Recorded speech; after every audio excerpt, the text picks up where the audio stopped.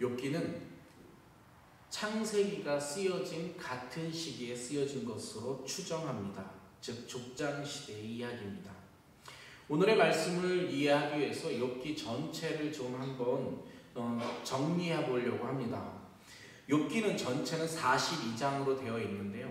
1장과 2장은 프롤로그로 되어 있습니다. 천상계에서 일어나는 일을 설명합니다. 그리고 3장부터 27장까지는요. 엘리바스하고 빌닷, 소발과의 논쟁입니다. 그러니까 이렇게 하는 겁니다. 엘리바스가 와서 너가 무엇인가 잘못했겠지 하고 욥이 변론을 하고, 그런 다음에 빌닷이 와서 다시 이야기하면 변론하고, 소발이 와서 이야기하면 변론하고, 이걸 라운드 3, 원 라운드 한번 뛰고 또 다시 한번 하고 이렇게 합니다. 그리고 세 번째 라운드에서는 소발은 논쟁을 하지 않습니다. 그러니까 총 8번의 이야기를 너가 무엇인가 잘못했을 거야 그렇게 얘기하고 욥은 변론을 하고 이러는 겁니다. 그런데 엘리바스는 이 사람이 좀 지혜자에 가까운 말들을 합니다. 지혜의 말들로 변론을 하고, 그 다음에 빌닷은 율법주의, 율법을 가지고 너가 이런 율법을 어겼잖아 라고 이야기하면 변론을 합니다. 소발은요 도덕적인 사람이라고 합니다. 도덕적인 것으로 이야기를 하면 욥이 또 변론을 하고, 이렇게 서로 논쟁을 해가면서 27장까지 8번의 논쟁을 합니다. 28장에서요 지혜서를 지혜의 시가 있고요. 29장 이제 오늘로 들어오는 겁니다. 오늘 29장, 30장, 31장은 그간의 모든 변론에 대한 욥의 최종 변론입니다. 그러니까 이제 논쟁은 끝났습니다. 논쟁은 끝났고요. 드디어 오늘부터는 욥이 변론을 최종 변론을 합니다. 그래서 오늘 29장, 30장, 내일의 30장, 그 다음에 모레의 31장이 모두 욥의 최후 변론입니다. 좀 특이한 것은 오늘은요 과거를 회상합니다. 내일은 지금 나의 상황을 회상합니다. 그 다음에 31장에서 꼭 미래는 아니지만 이러했으면 이러했을 것이다 라고 하는 어떤 시제가 반드시 미래는 아니지만 좀 미래지향적인 어떤 변론들을 해나갑니다. 그래서 오늘은 29장이에요. 욥의 최후의 변론입니다. 과거를 회상합니다. 그래서 총 정리한 게 이것 때문에 그렇습니다. 오늘 욥이 하고 있는 말은 자기의 마지막 변론, 내가 그래도 억울하다, 나는 그렇게 큰 잘못을 저지르지 않았다라고 하는 변론의 과거를 이야기하는 것입니다. 여러분 혹시 억울한 누명을 써본 적 있습니까? 누가 자기한테 뭐라고 했는데 내가 막 변론을 해. 그 변론 너무 힘듭니다. 사실은요, 특히나 내가 잘못한 게 없는데 저 사람이 와서 나한테 너 왜 그랬냐고 그러면 미치는 겁니다. 아니 내가 큰 잘못이 없어. 내가 안 했어 그 행동을. 그런데 내가 변론을 해야 돼. 더욱더 힘든 게 이런 겁니다. 그 변론을 8번이나 하고 이게 9번째 최후 변론을 하고 있는 거니 욥이 얼마나 힘들까요? 그래서 욥이 매우 힘들겠구나 하고 성경을 보고 욥의 성경을 쭉 그 이후로 읽어 내려가고 좀 주석을 찾고 이러니까 참 힘들었겠다 이런 생각이 들면서 욥이 참 대단하다라는 생각도 합니다. 거기 보면요, 욥이 과거에 잘 나갈 때 참 하나님을 잘 섬겼구나 하는 마음이 들 정도로 욥이요 과부도 돌봤고 자기가 고아들에게도 소경의 길잡이가 되고 이런 얘기들을 뒤에서 합니다. 그러니까 참 하나님을 참 잘 섬긴 사람이구나 라고 생각합니다. 그리고 우리는 욥의 믿음을 보면 대단히 우리가 욥 전체를 읽어보면 대단한 믿음을 갖고 있잖아요. 그런데 오늘 약간 다시 읽다가 제 마음속에 약간 걸리는 말이 하나가 있었습니다. 2절입니다. 2절은 함께 보시겠습니다. 보시면요, 나는 지난 세월과 하나님이 나를 보호하시던 때가 다시 오기를 원하노라. 다시 읽어보겠습니다. 지난 세월에 하나님이 나를 보호하시던 그때가 다시 오기를 원하노라. 여러분 느낌이 어떤가요? 만약에 욥이 지금 하나님이 자기를 지키지 않는다고 생각할 수 있을까요? 그렇게 말하기는 조금 어렵습니다. 왜냐하면 욥은요, 하나님을 잘 섬기시는 분입니다. 그리고 아내가 욕하고 저주하고 떠날 때도 자신은 하나님을 지키던 사람입니다. 그러니까 그 사람이 나는 지금 하나님이 떠나 있는 것 같다라고 말하는 것 같지는 않습니다. 단지 과거를 회상하는 것이 더 강해 보입니다.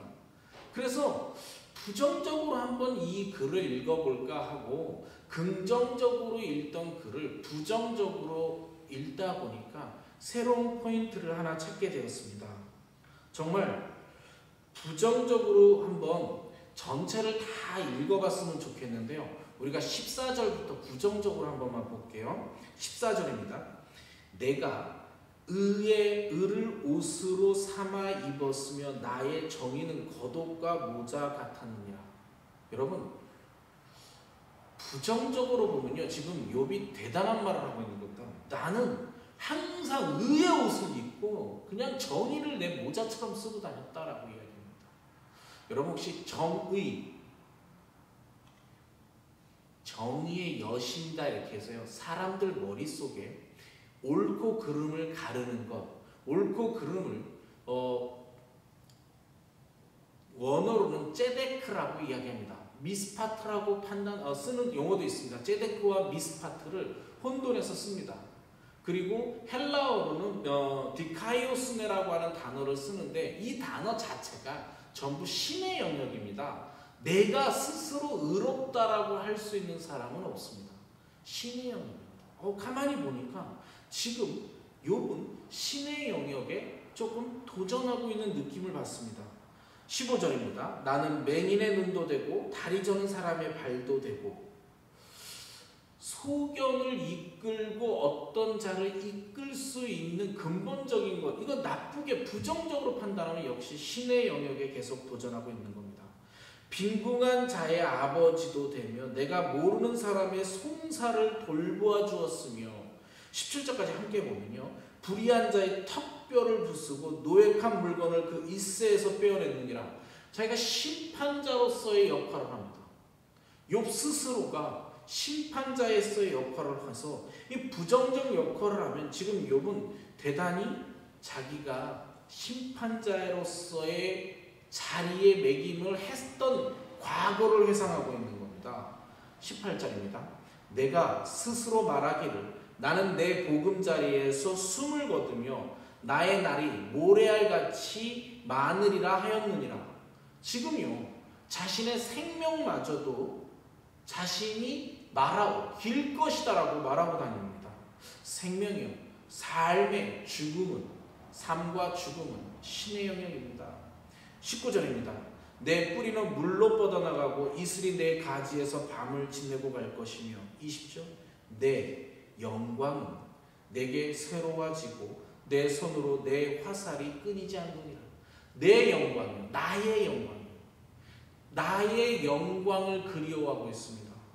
영광은 오직 하나님께 돌아가야 됩니다.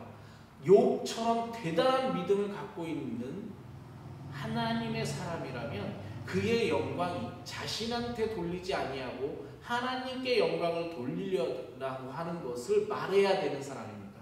그런데 지금 자신의 영광을 노래하고 있습니다. 29절 과거를 회상하면서요, 욥은 스스로 의인인 것처럼 생각하고 있습니다.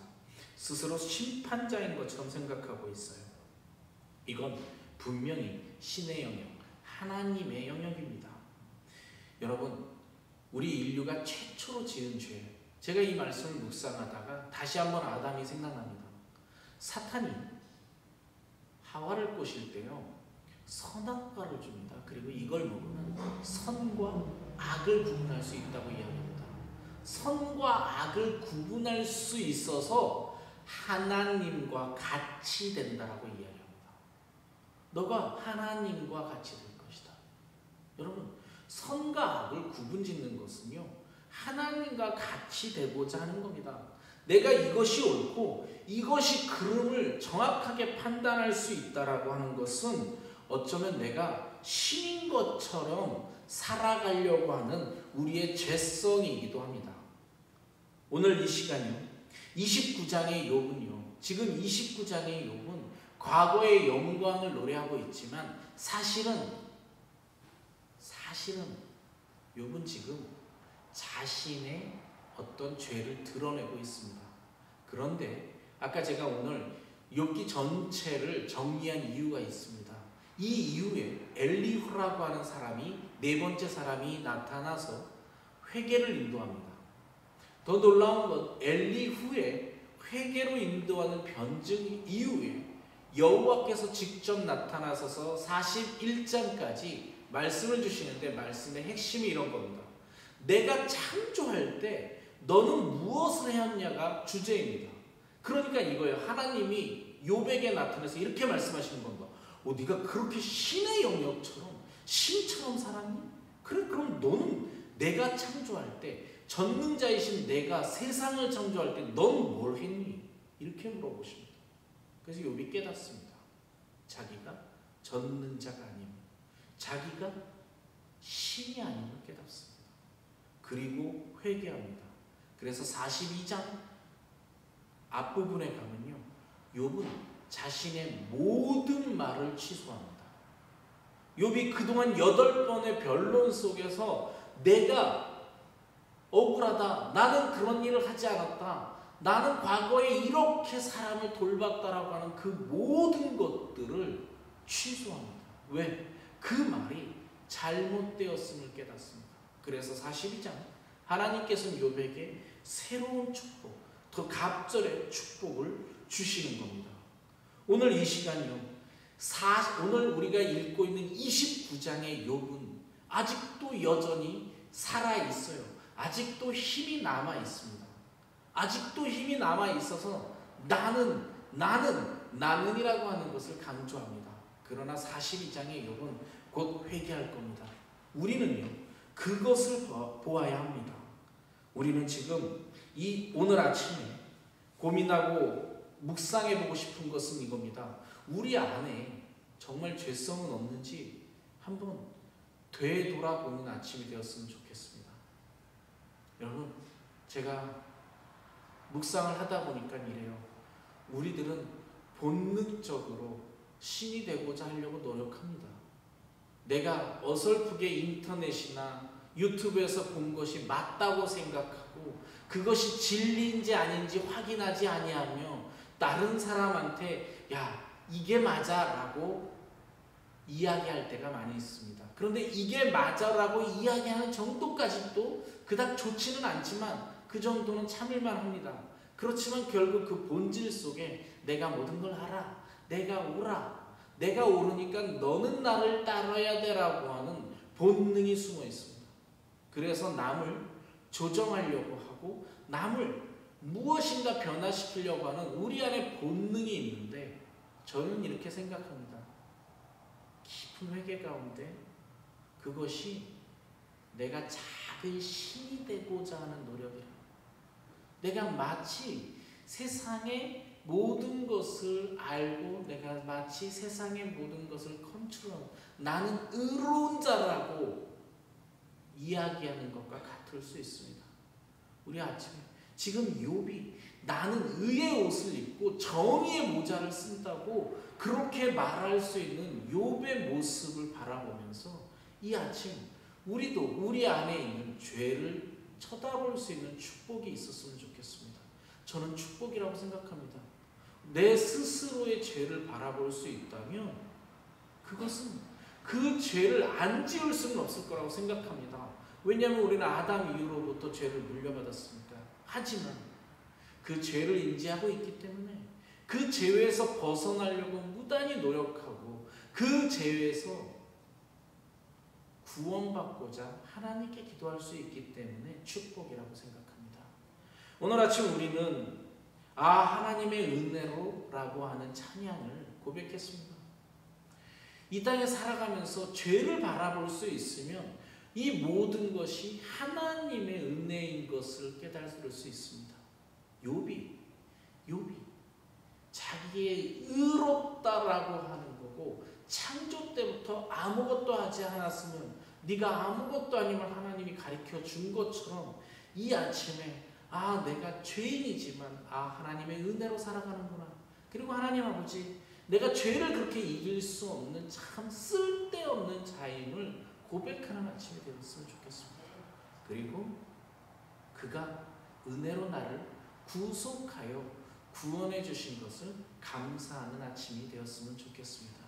잠시 묵상을 하시고 제가 마무리 기도를 하겠습니다. 잠시 묵상하겠습니다.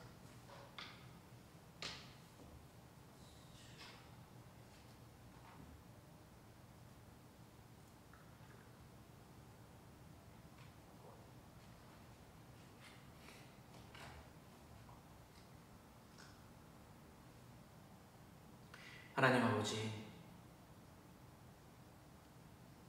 이 아침에 아직도 힘이 남아있는 욥을 묵상하였습니다. 자신이 억울하다고, 자신이 의로웠었다고, 그리고 나의 화려함을, 과거의 화려함을 이야기하고 있는 욥을 이 아침에 발견합니다. 그런데 하나님, 그게 내 자신과 똑같음을 발견합니다. 항상 스스로 옳다고 생각하는 착각 속에서, 그리고 작은 신이 되고자 노력하는 나의 본능을 바라봅니다. 하나님, 나의 내폐시를 내려놓을 수 있도록 인도하여 주시옵소서. 하나님, 이 시간 나의 죄를 바라볼 수 있도록 축복하여 주시옵소서. 그래서 모든 것이 하나님의 은혜임을 고백하는 이 아침이 되게 도와주시옵소서. 하나님 아버지, 감사드립니다. 이 아침을 깨워 당신을 만날 수 있게 해주신 것을 감사드리며 우리 주 예수 그리스도 이름으로 기도하여